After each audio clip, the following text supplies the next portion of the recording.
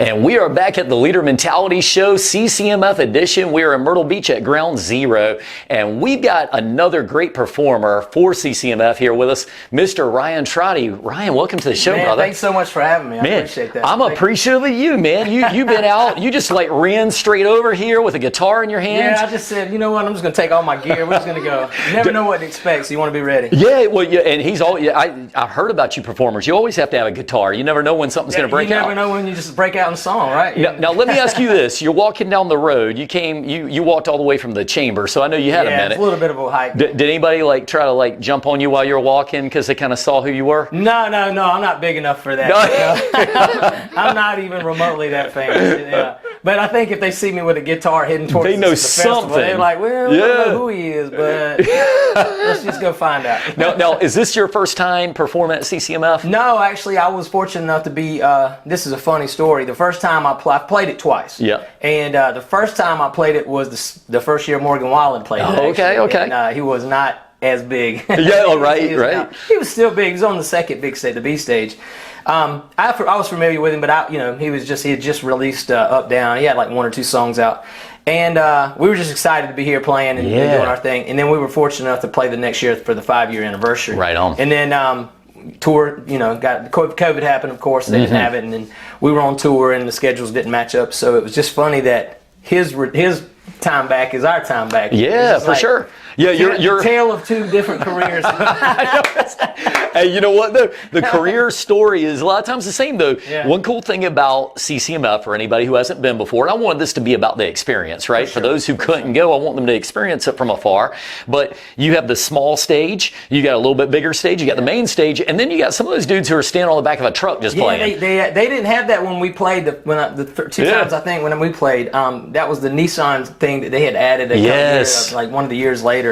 And I thought that was really cool. It was pretty cool. Not everyone has a band. Right, not exactly. everyone has that, the opportunity. And so to be able to get up there as a solo artist and just do what you do, man, that's really cool for people who, don't have a band. Right amongst the fans live. It's a lot more intimate, yeah. It really is, man. One of our buddies of the show, Greg Parrish, he was doing that one year. I don't know if you ever met Greg. I don't know him really well, but this music circle's small, man. We all know. If we don't know each other, we know of each other. Right. Okay. So let's go there. Let's go there. Do you have any friends that are performing here that you kind of look forward to seeing? My buddy Warwick McZeek's about to take the stage at 3:30. He's a good friend of mine. I've got Cody Webb. In fact, he and I just wrote a song together in Nashville. It was my May release. I just released it in May. It's called No U-Turns. Nice. He's a really good friend of mine from, we actually grew up not too far from one another in Lower State, South Carolina. And he's playing Friday.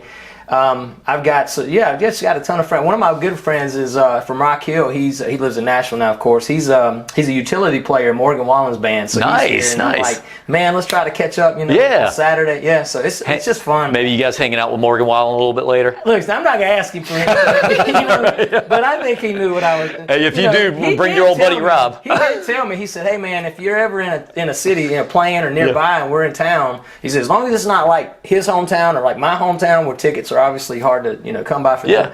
He said, "Man, hit me up, and I'll get you up in there and stuff." So he's been really hospitable, man. He's a cool guy. That's solid, man. Tell me something about the behind the scenes with country music singers that people don't know.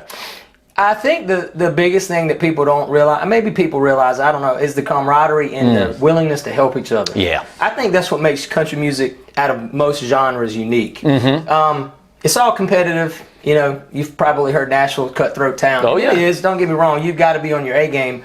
But very few people are going to just, blatantly try to hold you down. Right on. If you're bringing something to the table and you've got some substance and some talent and you're cool and you're not doing that to other people you're going to be all right. So there's a certain cool, camaraderie. Kind of like a certain karma that goes along with it, man. You want to treat people right. Everyone's always, trying to pull each other up and write to get co-writing's obviously a huge thing. Sure. Country music, man. I'm just so glad it's super popular now. It's finally getting its just due. You know? No doubt about it, man. And there's been a lot of players who took part of that. You go back years ago to the Randy Travis era and all that. I love him. Yeah, you know what I mean? And you look at, but like Randy, when he was doing it, he's legendary, but he was doing it at a time where it wasn't as popular, I feel like, nationwide as it is now. So yeah, well, Barbara Mandrell, she's country when country wasn't cool. Yeah, right. Okay, who's your favorite? Do you have a favorite country music singer? I mean, as a musician, people say, "What's your favorite song?" I'm like, "Well, it's whatever I've recently learned or written." Right. Right. There you go. So I'm kind of like that with country musicians, man. Like I love Luke Combs, I love Morgan Wallen, but I feel like it's kind of just cliche at this point to say that. But man, there's a reason those guys are on top. Yeah, fair enough. They're awesome. I love Eric Church and stuff, but I still got a soft spot for 90s country, man. Like just all the classic and just legendary. You mentioned Randy Travis and 80s, man. Just it doesn't matter where you go, whether it's a college crowd or an older crowd or mixed crowd. If you play 90s country, everybody vibes to it. Exactly. I got Lauren here. She's only 18, but she knows a lot of these old songs. I guarantee she can sing along to Neon Moon.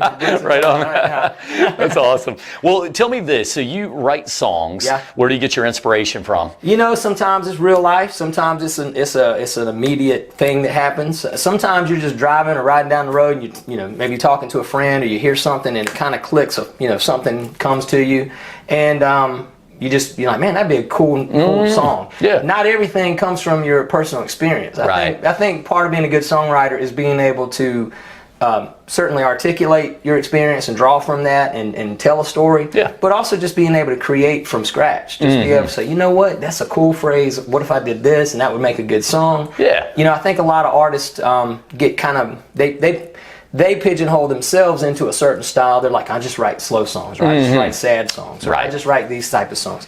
And I think it's great when you got an artist that comes along who can do one thing and then completely on the other end of the spectrum do this thing. Yeah, just blow it out the different. Like, the integrity of it's still there in the country world. Yeah. But it's just, I like diversity. Yeah, no, that's super cool, man. Well, we met Warwick McZeek a couple of years ago. He's a really solid guy. Good dude, really good friend. Yeah, man, he's a solid dude. I think he's a Loris guy, isn't he? Wasn't he from that area? I believe he lives in Charleston now, but yeah, he's a right on, man. Loris guy originally. Well, he was telling me a little bit about his story about how he got into country music. How did you get in? I grew up in a music family. Yeah. I'm the only one that's taken it kind of this far. Okay. But everyone played. Everyone, my mom played and sang, and my dad played drums. In fact, they both played in church when I was growing up. Right on. So I was kind of introduced to it early. Then at family reunions, my grandmother played and sang, and she wrote music, and her brothers and sisters. Everyone did something musically. Yeah. So I was always around music. Oh, you had no choice but to get into music. It sounds like. I know. I would have been the black sheep for sure if I didn't do music. My dad was into classic rock. Mom was into country. I kind of grew up listening to hip hop and pop and all these other things. So my personal influences are very eclectic. Right on, man. So. I dig it. So you're on tonight. You're on the stage tonight, 6 o'clock, I believe. Yeah, doing a solo gig tonight. We were going to do a band gig tonight. Drummer had some logistics issues, so we just switched it to a solo gig. Okay. It's kickoff night, so it's not super. That wasn't our main time slot. So I'm doing acoustic tonight at 6 on the Blue Moon stage. Okay. And Saturday, man, we got really fortunate to get our time slot. We're doing 8:30 full band Blue Moon stage. What? Literally like the last man before Morgan Wallen. Whoa, that's big time, man. Gavin Adcock's playing on the Tito stage at 9:30 to 10. I think he's technically the last artist. Sure. We're kind of in that mix. It's Dude, really cool. Hey man, you're like the next guy. Like it's like Morgan Wallen and then Ryan Trotti. Honest, when I pulled up the app and it was just like it was Lee Bryce, me, Ryan Trotti, Gavin Adcock, Morgan Wallen. I was like, I'm screenshotting this and posting it. I'm like, man, this is gonna be awesome. Oh man, I'm loving that. I'm in good company. I'm definitely like the Sesame Street, one of these kids. But yeah, whatever, man. That's super cool, man. The people that know me know, they're like, what, Trotti, what are you doing in there? Hey, that's the beauty of festivals. Not everyone knows you, and they go, hey. See, and then they see you there, and I'm finding I think some people are jumping stages year after year. Yeah, you might start off one place, and I feel like in music, and we've heard this as we talk to some of the stars, they always say sometimes you get found, and look, this is called the Leader Mentality Show. Reason I love to have you guys on here is because you've been grinding away, sometimes behind the scenes working when nobody knew you were working. Tons of behind the scenes. Right? And it's like, I want people to know what's inside of you that drives you to be like you are. But sometimes after you just keep grinding and grinding, that one opportunity pops and you got to take that thing and run with it, you know? Yeah, I can't remember what the phrase is, but they say luck is when preparation meets opportunity or something like that. Yeah.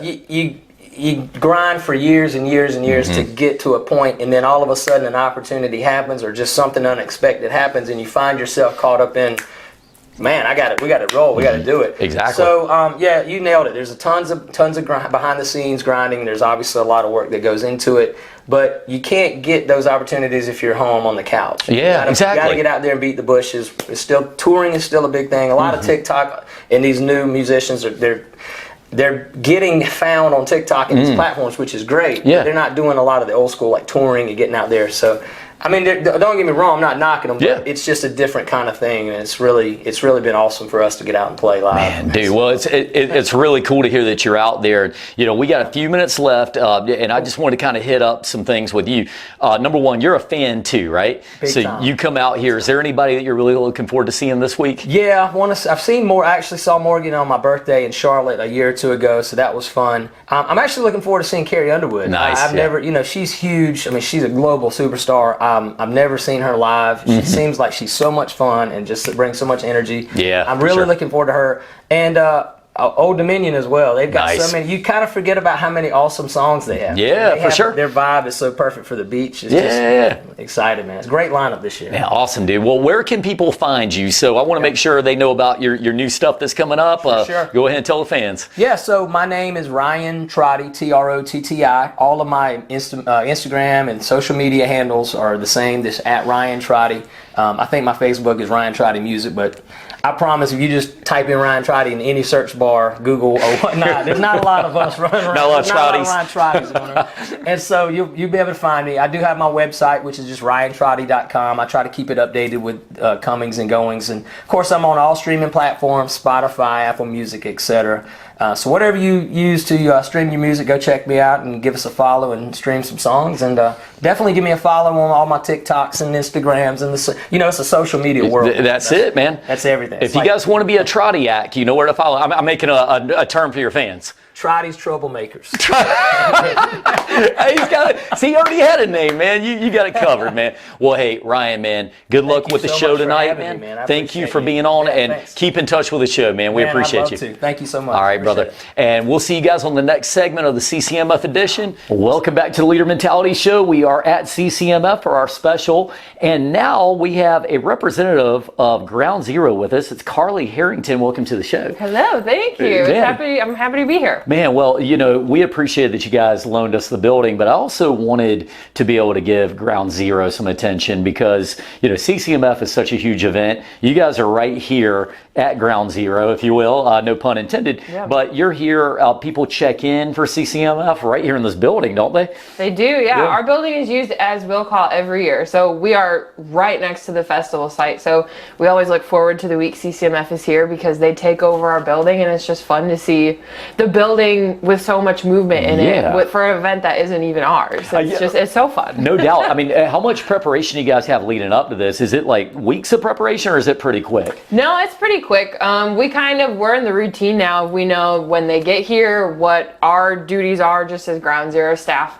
And they just kind of do their own thing, and we're here to help with whatever they need. Nice. A little change of pace for the week or whatever. Yeah, very cool. Well, for the people who have not heard of this, tell us a little bit about Ground Zero and what the mission is.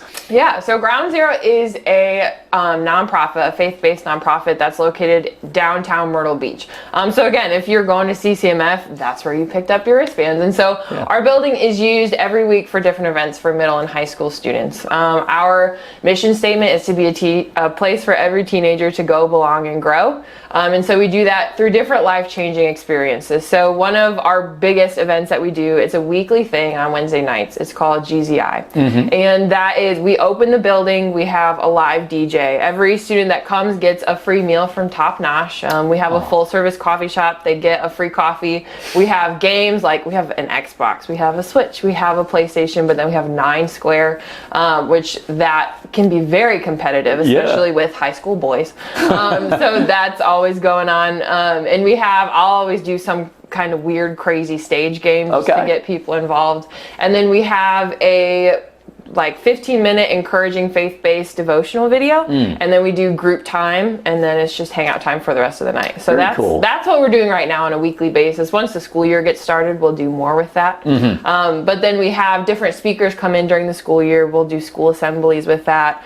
Last year we had a member who played for the New York Giants. He played back in the 90s. We had some BMX bikers. Do you remember the name of it? Because I'm a big sports fan. Yeah. His name is Keith Davis. Okay, sounds familiar. Yes, yeah. He also played for USC, not South Carolina, but the one in California. The other one. That's the opposite side of the country. right. But awesome. he was over there. Yeah. Well, you guys bring in some relatively good names to talk to the students, and I say relatively, I mean relative to what you're seeing on a day-to-day basis. But these are big names that come in. Yeah. What would you say is the typical person, child, whatever you want to call them, that's coming here? Do you find that some of them are shy when they get here and they're leaving more positive? I mean, tell me about what a student that might, and I don't really mean to say student, but a person who might come here, what do they look like? Yeah. So honestly, we have all ranges of the spectrum. We have students that walk here from the surrounding neighborhoods. We have students from Carolina Forest, or even as far as St. James or North Myrtle Beach, all the way out in Little River. Yeah. And then we have a ton of middle schoolers, we have a ton of high schoolers, we have athletes, we have students who would be more involved with the arts. We have a lot of band kids, and their concerts are so fun to go to. So we have all ranges, and really, it just depends on the student. We'll have students who will come here and they'll be standoffish right away, don't really want to talk to you. So it takes that repetitive being there consistently for them to open up to you. Or you have a student who will come for the first time and won't stop bothering you, and that's also great. So we have so many awesome volunteers and staff members. So it's cool to see how different students will gravitate towards different adults that are just around the building that night. Yeah, and everybody needs something different. So you might have one student who really needs a lot of the help on the trust side. Yes, maybe they come in with a low trust, and then some of them are maybe too trusting. You never know, but you're hoping to meet them all. And you're just like, you just told me so much information. right. Yeah. I didn't even ask that. Okay. How long have you worked here? 3 years. 3 years. Yeah, okay, just long celebrated time. 3 years. Yeah.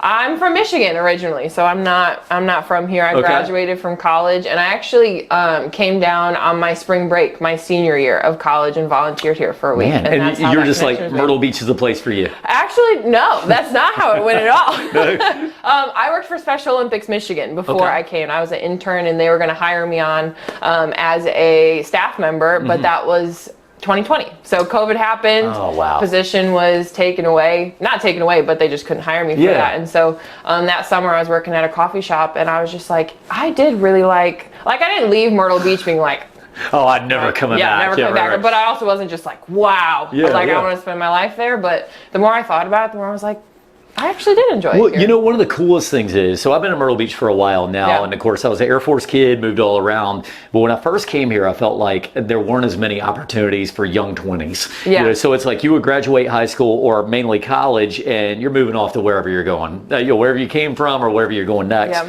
And now you look at the city of Myrtle Beach with some of the opportunities that have developed. Coastal Carolina is putting out more and more talent every year. So very cool to have you here. Now, Ground Zero, how do you guys raise money?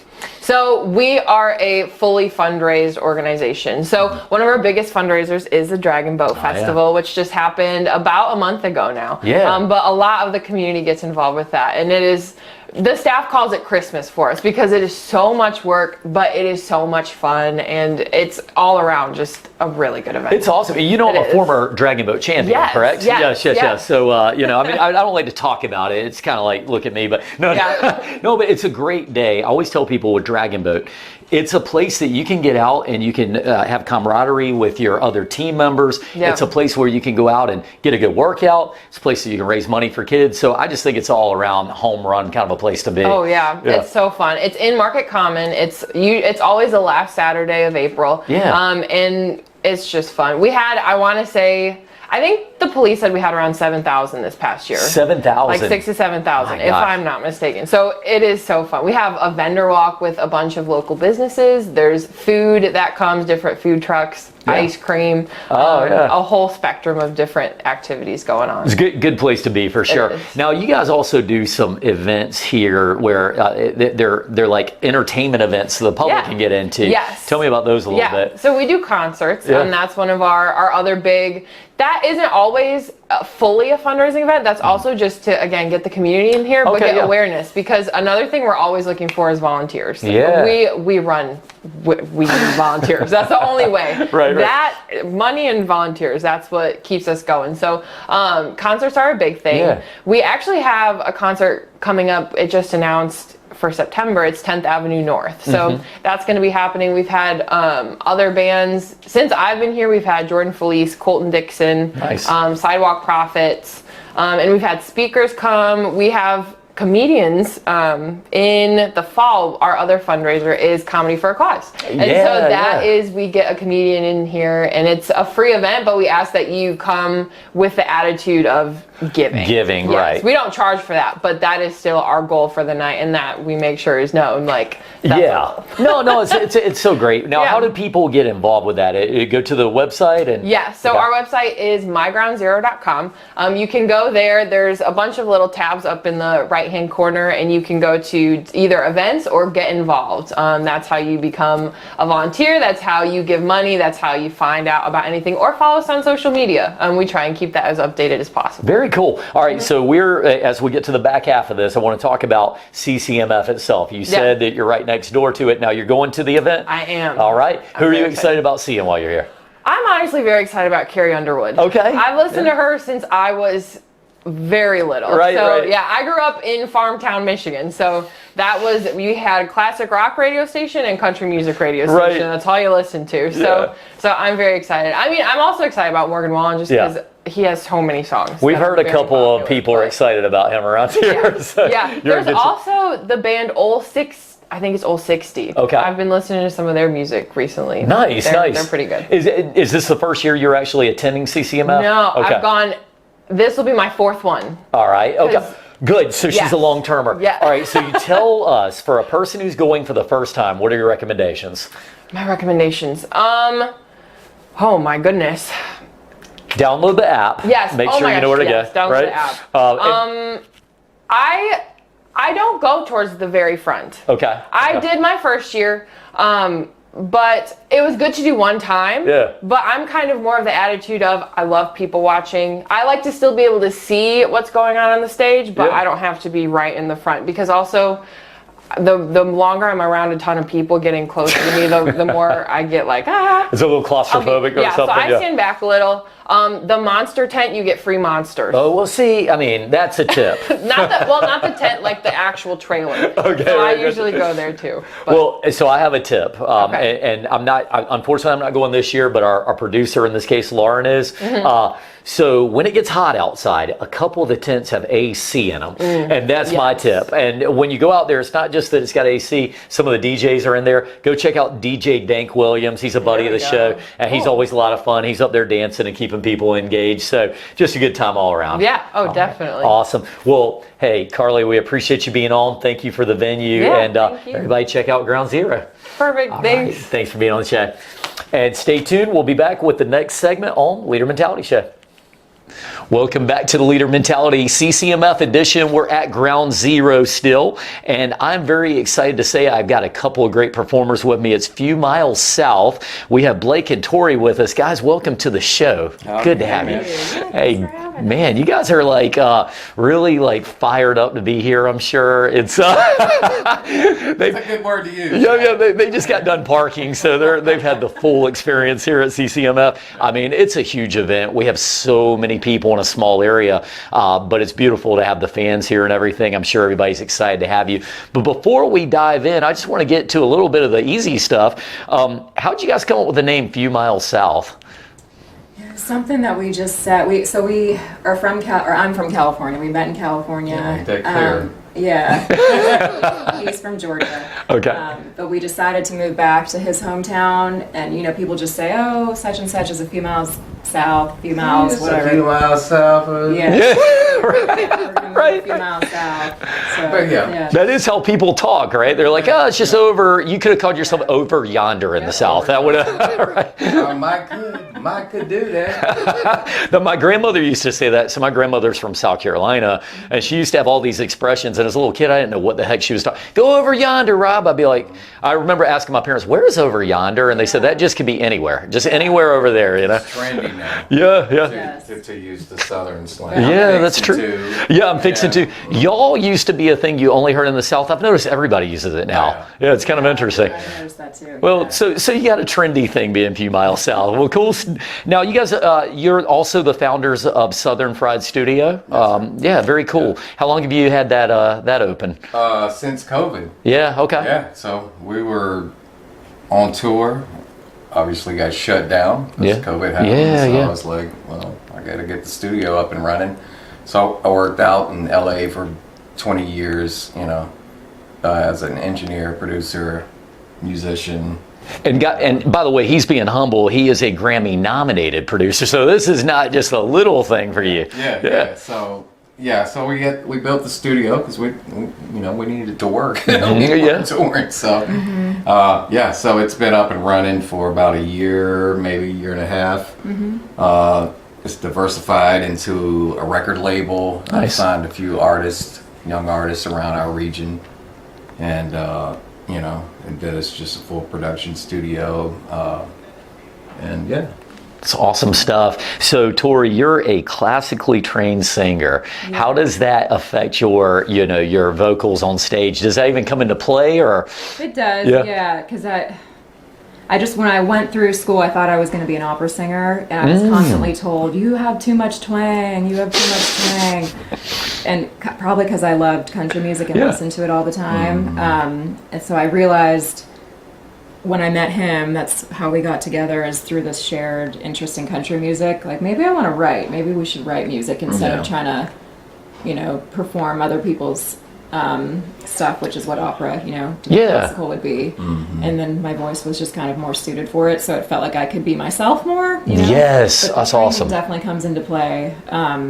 Keeping my voice in shape, I guess. Well, what's interesting about what you just said is I feel like opera, they do want to put you in a box, but because of the way you sing, everything I've always seen about you guys is that, you have a very unique sound, and that makes you special, and that's what this is all about, right? You don't want to just sound like everybody else. Yeah. Cool. Well, who inspires you guys? Do you have any inspirations in the music field that kind of led to anything you do? So many. Yeah. Jerry Reed. That should be enough.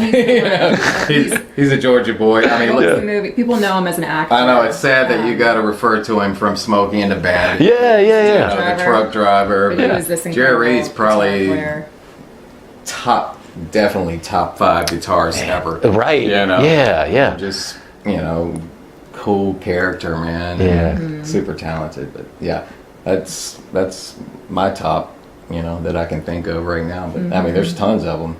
Yeah, I'm more interested in the songwriters. I think kind of finding out, if I love a song, who wrote it, and wanting to know the story behind it. And name me a great, is there any writer that stands out to you that you're like, man, they just put together some great stuff? I'm sure you got a list of them, but. Yeah, there's a song that we cover, and I tell the story behind it all the time. Crowell. Yeah, Rodney Crowell. He wrote this song called "Ain't Living Long," which is pretty famous, but it was inspired by his dog, Banjo. And he had walked his dog a number of times and got citations for not having him on a leash. Quick backstory. Rodney Crowell was in outlaw country. Right on, yeah. But the police came and picked him up one day because he didn't pay the tickets, and he finished writing the song in his jail cell about, being an outlaw, not paying your dog. Parking tickets. Walking tickets. Right. You would never know that having just listened to the song. Yeah. So you find out the backstory. It's really interesting. Yeah, everybody's singing the song like, man, he was a bad. It's about the dog. Well, as a dog lover, I can appreciate the story even more. Yeah. That makes him an outlaw for me. Yeah, absolutely. Yeah. Well, so you guys are going to be performing, and what stage and what time are you performing? We are playing on the Blue Moon stage. Nice. From 3 to 3:30, so just a quick set, and we have a full band. We have our drummer and bass player with us. Awesome. Alex, bass player, Eric, they're at the stage now. Nice. Oh, just kidding. They're warming up right now. Yeah. See, that's how great these guys are. They're out here a while, right, we're coming right up to the wire before, right. That's amazing. As far as the CCMF experience, is this your first time coming to? And what are you looking forward to most? Well, I heard that our stage is air conditioned. Yeah, that's true. And our producer Lauren is saying, yes, it is. Yeah. But just the amount of people that are here, you're hoping that you can catch someone's ear and gain some more fans. Yeah, I'm just excited to play. I mean, that's why I'm here. It's just to play. Anytime, any place. All the hype and all the hoopla. I mean, you're just doing what you love, right? Yeah. I mean, that's it.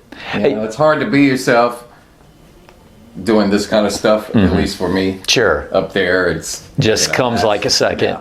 Yeah. So I can appreciate that, man. Well, one thing that I'll say is the performers like you guys, you're always at your best on the stage. I've just noticed that. What happens when it all fires up and you start? I mean, what goes through your mind? Not much. I think it's just kind of intuition, instinct, whatever it is. It's just like there's the music. You just feel it, and it just autopilot for me. And getting to do it with people that you trust and that you have fun with is a good experience. Yeah, that's the main thing. Is playing with people you love and you care about, and share that kind of thing.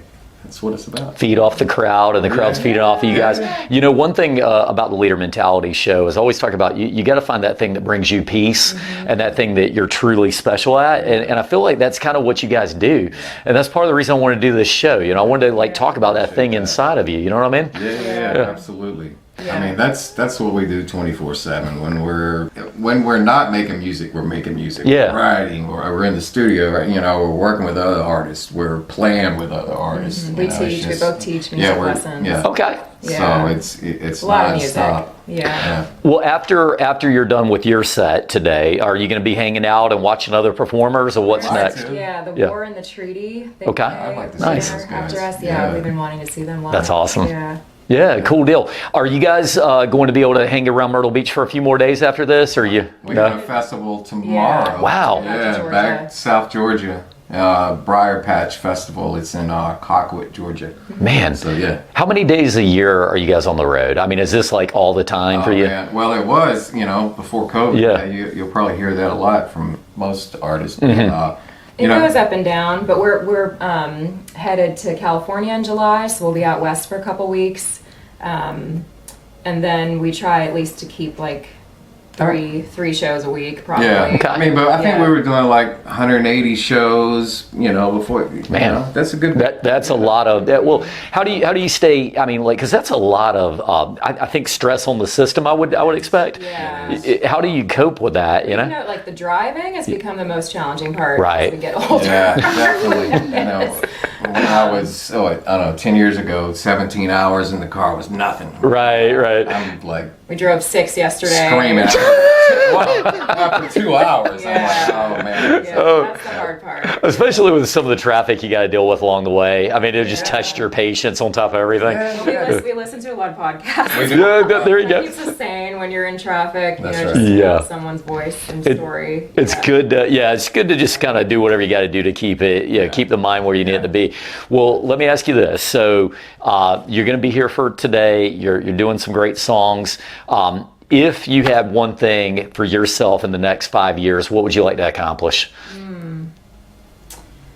Maybe our songs getting into the hands of some other artists. I would love to see some other performers playing our music. Yeah, okay. Really cool. Yeah. Yeah, I just want to continue to build the catalog and write Nice. music, and I don't care if people like it. If I like Yeah. it, that's what it's all about. That's why I write music. That's the best art of all. I agree completely. I think sometimes when you have a passion for something, you're going to do it. You hope people like it, but at the end of the day, kind of doesn't matter.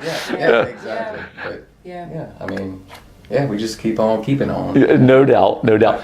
Got a quick question for you, and this is just a quick hitter. What's something that people think they know that they don't really know about? I don't know. I don't know. Maybe how shy I am. Well, that too. I was gonna say Mm. is that the anxiety. I have performance anxiety, like, and I've had it since I was a kid, but like almost vomiting before, like, and like people see me like, hey, he's Extrovert. Extrovert. Yeah. He's funny. He's clowning always, but no, that's Man. it's tough. Thank you guys for sharing that. And the reason I say that is I've read this over the years that I talked about Conan O'Brien earlier, but I've heard stories about these performers who they're driven to do something, but it's not naturally fun to be in front of the people. And so you guys are the ones I'm talking about. It's like people don't know that. They think, oh man, it must be so nice to be like that. But it's still a little bit of work before you get up there. Yeah. Well, That's a strange thing. You're right. It's not. It doesn't feel natural, but it's something that you love. So Yeah. like you have to do it. Yeah, you're attracted to that. You got to do it. But I've after researching the whole anxiety thing, a lot of artists have this. Yeah. Like major artists. I mean, it's pretty prevalent in the industry. Major respect. I always respect the person first and foremost that is willing to go against the grains of what feels comfortable to do something you believe in, man. So that's leader mentality for me. So very cool stuff. Well, they're a few miles south, Blake and Tori. Thank you guys for being on the show. You guys have been great. And if you would, just share with us one more time where you're going to be performing today. Yeah, we'll be on the Blue Moon stage from 3 to 3:30. Full band. Yeah. All right. Yeah. Hey, everybody go check them out, and we'll see you guys all on the next segment. Welcome to the Leader Mentality Show with Rob Clemens. It's our CCMF edition. Last day, Sunday at CCMF, and we are right outside of the place. You can hear it in the background, so the ambiance is awesome. And I've got another special performer with us here. His name is Jeremiah Willer, and we're going to get all into his life. Welcome to the show, brother. Thanks for having me, Rob. Man, Appreciate it. good to have you, man. And this is your first day performing at the show, right? This is my first day, Yeah. It's Now- kind of a full circle moment for me, but yeah, this is my first day. Okay. Yeah. Now, have you performed at CCMF before? I have not performed at CCMF, but I have done the circuit with the people who put this one on. So Okay. I have performed at other festivals for them. Yeah, because they go all over the country doing Everywhere, this, yeah. and we get all excited at Myrtle Beach, but this is a really pretty big deal. Yeah, for sure. So when you come to a place like Myrtle Beach, this is your first time in town here? It or- is not, no. Oh, okay, good. No. What's your favorite thing to do in this area? Honestly, the beach, right? Yeah. The beach. I don't get to spend a lot of time on the beach or have a lot of off days. So any chance I can, I'm like here. Yeah. Like a lot of people will come in and they'll be like, we have this, I don't know, 8-hour turnaround time, like playing and then getting back on the road. But I'm like, we're at the beach. I'm gonna get a condo. We're gonna vibe out for a day and then we're gonna leave. So, Right on, dude. Yeah. So you're staying tonight, I assume? Yeah. Come enjoy the town a little bit. Yeah. So you got one day left. Carrie Underwood's playing tonight. Are you going to get to hang around and watch her, or how do you do after? Yeah, we're not leaving. Yeah. I wouldn't miss out on that. Yeah, exactly. Yeah. Exactly. So what's your favorite thing about performing, man? Honestly, for me, it's everything melts away. There's no work, there's no stress, there's just, this is a really high intensity, stressful environment, the music industry as a whole. Yeah. When I get on stage, it all goes away. And I just kind of fell in love with that. And also like the people that I'm playing with, my band, my team, the people who have helped me get here. It's all a team effort, and I do it for all of us. So. Man, I love it that you say that, man, because the name of the show is the Leader Mentality Show, and I believe great leadership is you understand that it's not just you. It's always a number of people come together to create the success. Yeah. So that's really, really cool that you say that. Now, when you get here tonight and you're about to go on, what is like your number one goal coming out of this?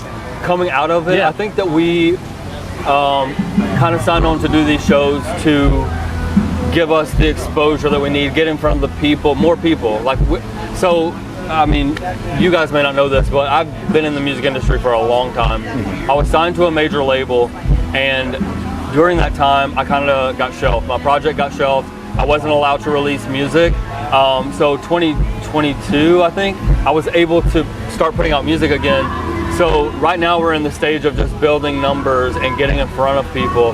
I think that's where we succeed the most anyways. I always have. Yeah. So it's just about getting these opportunities like this to get in front of people, get in front of the country fans, and share my music with them. Absolutely, man. Yeah. You're thinking there's that, sometimes it's that one person who hears something and they're like, that's the dude right there. You know, and it's interesting. I was speaking at a men's conference yesterday about just that thing. You know, it's that persistence, the behind the scenes work that you're putting in. Right. And sometimes that opportunity is right in front of you. Yeah. And you give up too early, you don't get that chance to get that opportunity. So I really dig it. So how did you get into the music industry, man? I got into the music industry. I started singing in church when I was 8. Okay. Probably earlier than that, but like really out singing at different churches and like doing that whole thing when I was about 8 years old. Yeah. And then it was just like, you know, you get the bug, and then here we are. Yeah. I signed my first deal when I was 12, so I've been doing it for a very long time. How do you sign your first deal when you're 12, man? That's like Justin Bieber area, right? And Yeah. So I'll tell you how it happened. I was doing a talent show. Yeah. My mom put me in a talent show. I won the talent show, but in the audience was like a member of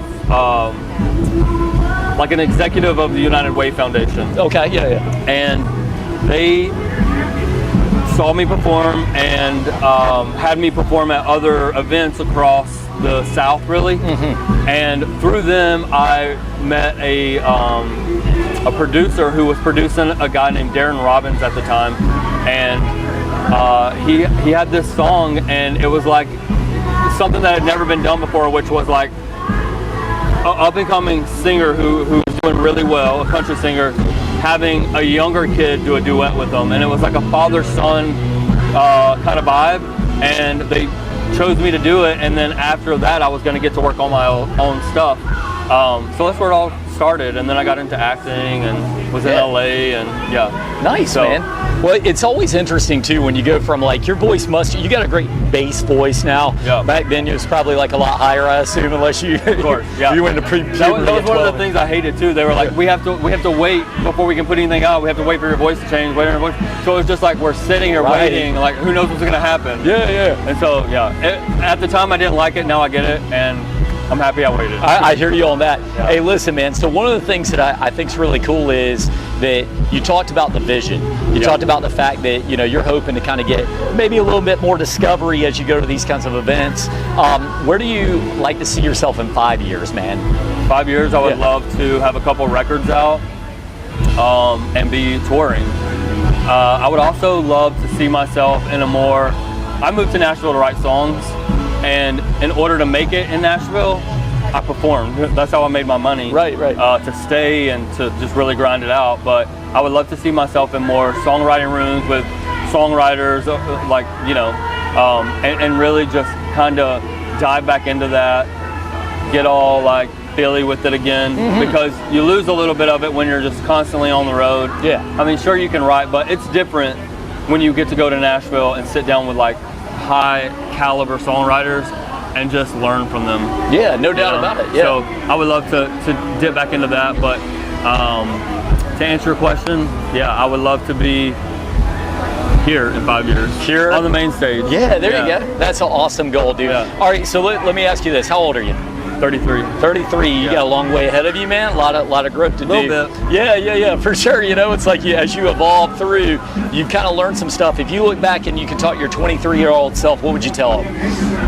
A lot. Yeah, there's a lot. I've learned so much from being in this industry really young and kind of growing up in it and always being around adults, and there's so much I would have done differently, but at the same time I'm glad the choices that I made, because they led me here, and I believe everything happens for a reason, and we are right where we're supposed to be. But I would just say, stay patient, stay humble, stay kind, and keep grinding. Man, I love that, man. Stay kind, man. Yeah. I love that. All right, so I was listening to some of your music on the way over, man. You got a sweet sound for sure. I appreciate it. I heard Till the Weekend. Oh yeah. How'd you come up with that?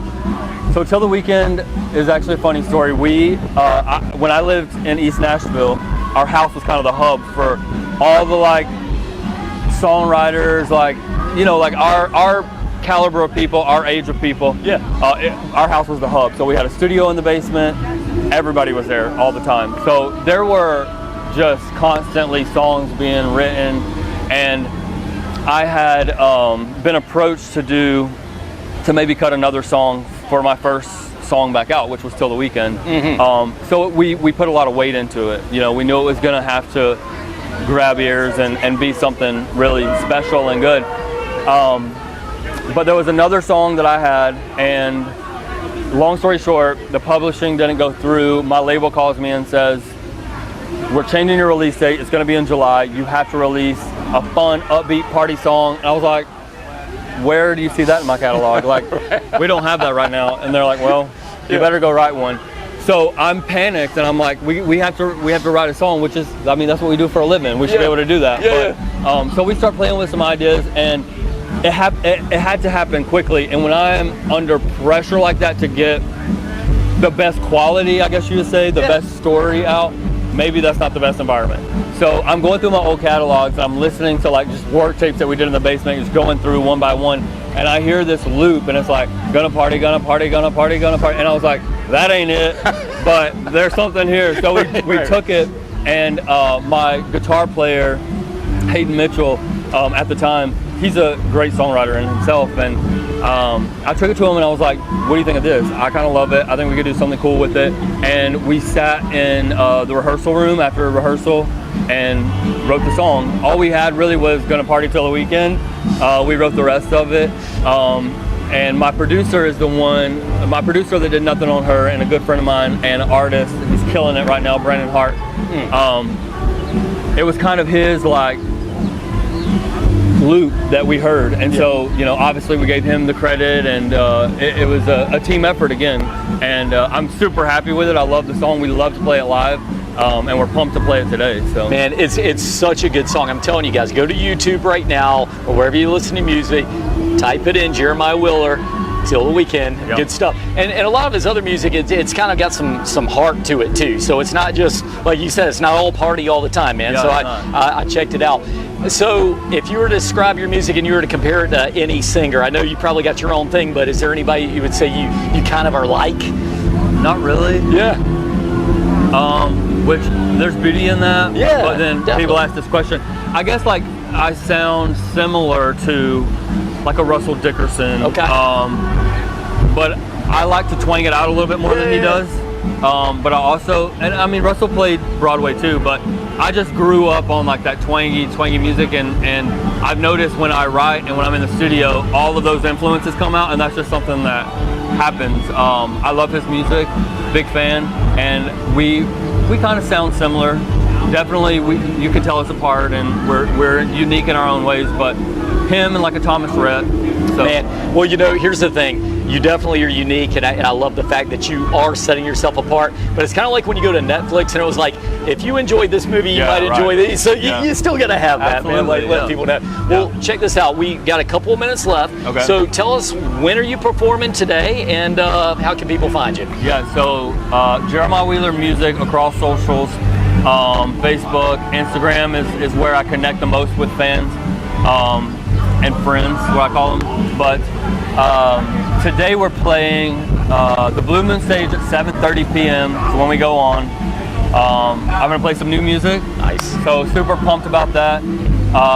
And yeah, definitely go check it out. I have music videos on YouTube, Jeremiah Wheeler Music. Say hi. I love to talk to everyone. Nice. Especially if you like what we do. Don't be shy. Very cool, man. Well, hey, thank you for being on the show. We look forward to seeing you out there. Keep doing what you're doing, man. You're inspiring, all right? I appreciate it. All right. And thank you guys for listening to the Leader Mentality Show. We'll see you next time.